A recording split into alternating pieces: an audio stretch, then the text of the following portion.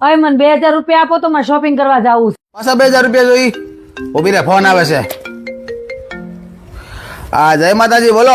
Congratulation sir, आप जीत गए हैं पूरे 1 करोड़ रुपए।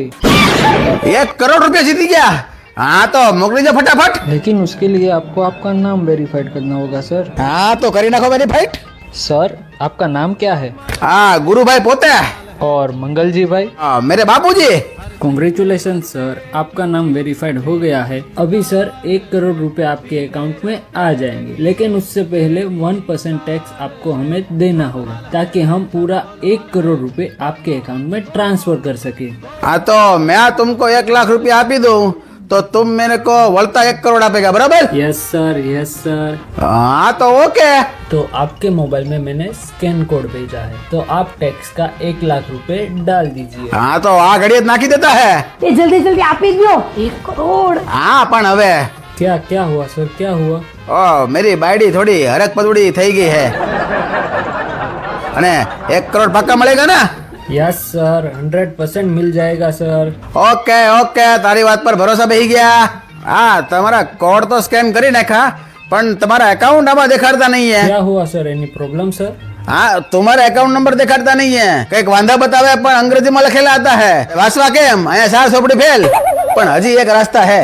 હવે मेरा अकाउंट नंबर तो तुम्हारे पास होगा ना, तो 2000 रुपया तुम मेरे अकाउंट में नाखी दिया तो तुम्हारा अकाउंट नंबर मेरे जो मोबाइल है ना उसमें वो लबुक जबुक करेगा तो मेरे को पता चल जाएगा ना. फिर फटाफट में तुमको वळता 2000 અને 1 लाख 1,02,000 रुपया वळता नाखी देगा.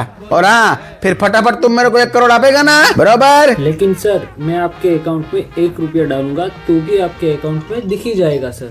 ना दीकरा, अपना तो बिजनेस अकाउंट है ना, गुजराती. 2000 से नीचे एंट्री अपने फावता ज नहीं है. हाँ, अकाउंट में नो एंट्री. ओके सर, मैंने आपके अकाउंट में 2000 रुपए ट्रांसफर कर दिए हैं, आप एक बार चेक कर लीजिए। 1 मिनट. हाँ दीकरा, હું જરા ચેક કરી લઉં. આવી ગયા છે. હાલો તાય, જય માતાજી, જય દ્વારકાધીશ.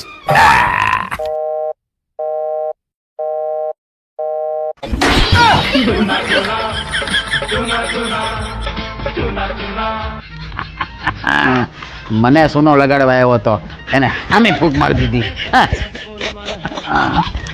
તારે 2000 રૂપિયા જોતો ને શોપિંગ માટે? ઉભી રે, આપું છું.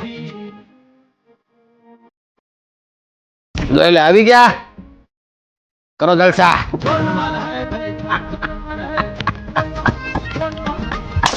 મિત્રો, આ વિડીયો ભલે હસી મજાકમાં હતો પણ આ મુદ્દો જરી હસી મજાકનો નથી. સાયબર ક્રાઇમ એક એવી વસ્તુ છે જેમાં હજારો નહીં પણ લાખો લોકો એનો શિકાર બની ચૂક્યા છે. અને તમને એમ લાગતું હોય કે તમારે આનાથી બચવું છે તો કોઈ પણ જાતની લોભામણી સ્કીમમાં આવવું નહીં, સાવધાન રહેવું, સતર્ક રહેવું. છતાંય તમને લાગે કે ભાઈ તમારી યારે સાયબર ક્રાઇમ થઈ ગયો છે તો પછી ઉપર મેં સાયબર ક્રાઇમના ટોલ ફ્રી નંબર આપેલા છે 1930. તાત્કાલિક એમાં ફોન કરી અને જાણ કરી દેવી.